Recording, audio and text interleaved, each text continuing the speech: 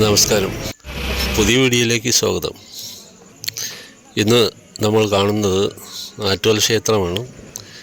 ആറ്റുകാൽ ഇന്ന് 9ാം ഉത്സവമാണ്. നാളെയാണ് എൻ്റെ പൊങ്കാല രാവിലെ ആണ്. അപ്പോൾ അതിനുമായിട്ട് ബന്ധപ്പെട്ടുള്ള ഇവിടെ എല്ലാ സജ്ജീകരണങ്ങളും പൂർത്തിയായിക്കൊണ്ടിരിക്കുകയാണ്. ഇവിടെ 2 സ്റ്റേജുകളുണ്ട്. ഇവിടെ ആറ്റുകാൽ ക്ഷേത്രത്തിൻ്റെ പരിസരത്ത് ക്ഷേത്രത്തിലുള്ള ഒരു ചെറിയ സ്റ്റേജ്, പിന്നെ ഇപ്പോൾ ഉത്സവം പ്രമാണിച്ച് കിട്ടിയ വലിയ സ്റ്റേജുണ്ട്. ഈ 2 സ്റ്റേജിലും പ്രോഗ്രാമെല്ലാം നടക്കുന്നുണ്ട്. പിന്നെ ഇവിടെ അന്നദാനമുണ്ട്. അന്നദാനം ഉത്സവം പ്രമാണിച്ചവർ നേരത്തെ തന്നെ തുടങ്ങിയിട്ടുണ്ട്. ധാരാളം ആൾക്കാർ ഇവിടെ ഇപ്പോൾ അന്നദാനത്തിനായിട്ട് നിൽക്കുന്ന ഒരു കാഴ്ച നമുക്ക് കാണാൻ പറ്റും. വരിയായിട്ട് നല്ല സ്വാദിഷ്ടമായുള്ള കറിയും മറ്റുമെല്ലാം ചേർന്നുള്ള അന്നദാനമാണ്. അത് കഴിക്കാനായിട്ട് ധാരാളം ആൾക്കാർ ഇവിടെ ലൈനിൽ നിൽക്കുന്നുണ്ട്. ക്ഷേത്ര പരിസരത്താണെങ്കിൽ എല്ലാ സ്ഥലത്തും തന്നെ നല്ല തിരക്കാണ്. പിന്നെ എടുത്തു പറയേണ്ട ഒരു കാര്യം KSRTCയിലെ ബസ്സുകളാണ്. നമ്മൾ സിറ്റി സർവീസായിട്ട് പോകുന്ന 10 രൂപ ബസ്സുകൾ ക്ഷേത്രത്തിൻ്റെ തൊട്ട് നടയിൽ വരും. അതുകൊണ്ടാരും പ്രൈവറ്റ് ബസ്സിൽ കയറിയിട്ട് വരാൻ നിൽക്കേണ്ട. പിന്നെ പ്രൈവറ്റ് ബസ്സിൽ കയറി അങ്ങ് വഴിയിൽ നിന്ന് കുറേ നടക്കണം. ഈ KSRTCയുടെ 10 രൂപ ബസ്സിലാണെങ്കിൽ നമുക്ക് ക്ഷേത്രത്തിൻ്റെ മുമ്പ് വന്നിറങ്ങിയിട്ട് അവിടെ നിന്ന് തന്നെ പോകാൻ പറ്റും.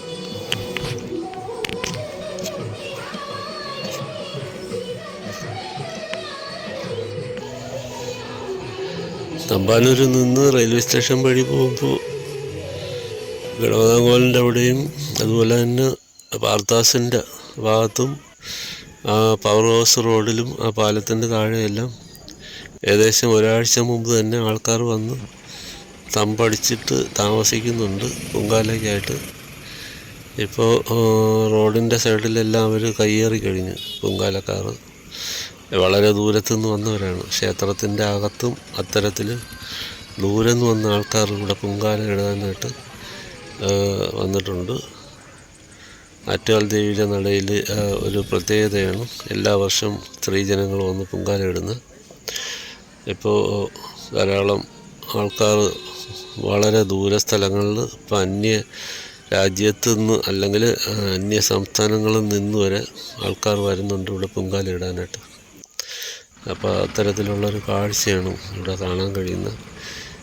വിദേശികളായിട്ടുള്ള ടൂറിസ്റ്റുകളും ഇവിടെ വന്നിട്ട് തൊഴുത് പോകുന്നതൊക്കെ കാണാൻ പറ്റും. പിന്നെ ഇവിടെ ഒരു കാഴ്ചയെന്ന് പറഞ്ഞാൽ ഈ കടകളാണ്. വഴിയോര കച്ചവടവും മറ്റ് സ്ഥലം ഒക്കെ വളഞ്ഞ് കട കെട്ടിയിട്ടുള്ള കടകൾ കാണാം. പിന്നെ ക്ഷേത്ര പറമ്പാവുകൊണ്ട് സാധനങ്ങളുടെ വിലയും കുറച്ച് കൂടുതലാണ്. അതുപോലെ തന്നെ അവരുടെ കടവാടകയും അതിലേറെ കൂടുതലാണ്. ഈ സ്ക്വയർ ഫീറ്റിന് ഉള്ള കണക്ക് അനുസരിച്ചാണ് അവർ പൈസ വാങ്ങുന്നത്. ഇവിടെ മാത്രമല്ല, എല്ലാ സ്ഥലത്തും ക്ഷേത്ര കമ്മിറ്റിക്കാർ തറയുടെ സ്ക്വയർ ഫീറ്റ് അനുസരിച്ചാണ് വാടക വാങ്ങുന്നത്. അപ്പം അതിനനുസരിച്ചുള്ള ധാരാളം പൈസ അവർ കണക്കാക്കിയിട്ട് വാങ്ങുന്നുണ്ട്. അപ്പോൾ അതുകൊണ്ട് കച്ചവടക്കാർ കുറച്ച് വാങ്ങുന്ന പൈസയും കൂടുതലായിരിക്കും നമ്മൾ മറ്റുള്ള കടയിൽ നിന്ന് വാങ്ങുന്നതിനെ അപേക്ഷിച്ച്. പിന്നെ നമുക്ക് പറയാനുള്ള കാര്യം എന്ന് പറഞ്ഞാൽ ഉത്സവ കച്ചവടമാണ്. അപ്പോൾ അതങ്ങനെയൊക്കെയാണ് അതിൻ്റെ രീതി.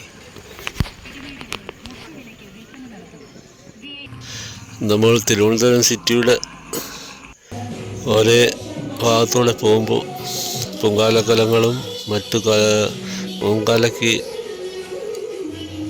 ഇടാനുള്ള സജ്ജീകരണങ്ങളെല്ലാം റോഡരിയിൽ കാണാം.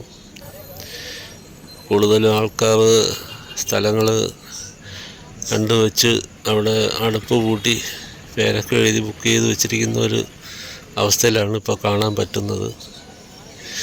ഇവിടെ തമ്പാനൂരിൽ നിന്ന് പോയിട്ട് പോകുന്ന വഴിയിലെല്ലാം കാണാം പല സ്ഥലത്തും അന്നദാനത്തിൻ്റെ ബോർഡുകളും മറ്റു പാത്രങ്ങളൊക്കെ സജ്ജീകരിച്ച് വെച്ചിട്ടുണ്ട് അന്നദാനത്തിനായി. പിന്നെ അതുകൂടാതെ കിഴക്കേക്കോട്ടയിൽ പോയാൽ ശ്രീ പത്മനാഭ ക്ഷേത്രത്തിൻ്റെ ഫ്രണ്ടിലെല്ലാം ആറ്റാൽ ദൈവത്തിൻ്റെ ഒരു പ്രതിഷ്ഠയൊക്കെ വെച്ചുകൊണ്ട് അവിടെ ഈ പടുക്ക പോലെ എല്ലാം വെച്ച് നേദിക്കുന്ന രീതിയിൽ ഒക്കെ വെച്ചിട്ടുണ്ട്. തട്ടനിവേദ്യം എന്ന് പറയും ഇവിടെ ഈ നമ്മളെ ഈ ഭാഗത്ത്, തിരുവനന്തപുരം ഭാഗത്ത്.